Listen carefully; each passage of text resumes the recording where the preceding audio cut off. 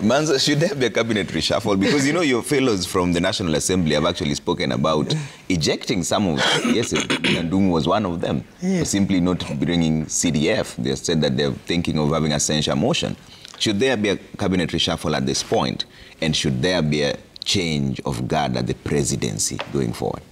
Anyone who has gone into the ministries seeking, you know, service must report back that there's big trouble from ministry to ministry. You know, you can feel the aura of incompetence. We've been there when President Kibaki was president and when there were different ministers, and you'll go to a ministry and you'll be served. There is a general, you know, a downtrodden feeling, even with the employees of government. You find there is not that vigor to serve. There is a confusion. And I think part of it has been the overtaxation. You know, the taxes are so many that many civil servants, you know, live under debt. And now you go on further. When people have taken mortgages and you tax them further, I think that's part of the thing which has contributed. I've been to several ministries and you are shocked by a level of service. And when I approach a ministry as a senator, and I've been a member of parliament for many years, and I'm carry the aspirations of people back home, I expect quick attention and to be served on behalf of my people. But you're finding there's a problem from ministry to ministry. If you go to Ministry of Finance, there are conflicting statements from PS minister, and the technocrats seem not to be in sync with the minister. So hence the leakage. There is some leakage or seepage of money. You know, there's so much money being collected in Kenya, but you cannot see it in the, you know, the budgeted proposals or what this money is supposed to be doing.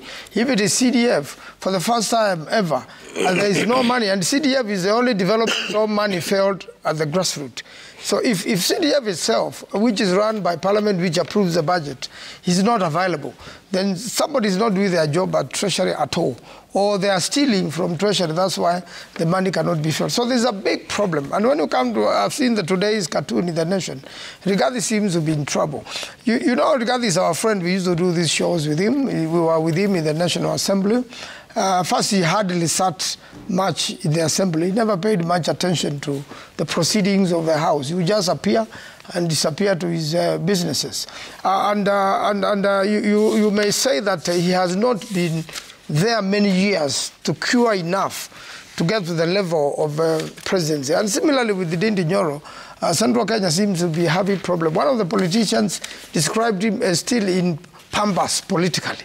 You know, you have to mature politically. You have to, other than the little shows people give in their constituencies the people's favor you may have, or the popularity, you need to be mature enough to even emotionally, to lead a nation. If you have one-on-one with Rigathi, you still feel that, or when he's addressing the nation, you feel that there are things he's taking for granted or for a joke. You see, a state comes out in a certain way.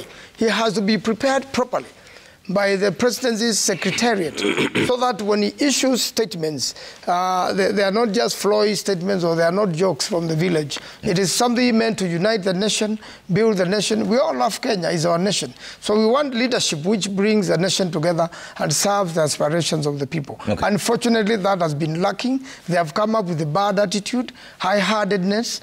You know, you are a servant of the people under the new constitution. You have not captured this nation by conquering. You have been elected by the people and you are accountable to the people, and they are the owner of the power. Yeah. You don't own that power. You can only be a servant. Okay. So I want really to urge them to be servants, and possibly if, I am very sure if President Ruto sends some of these, fires some of these ministers, Parliament will approve. Okay.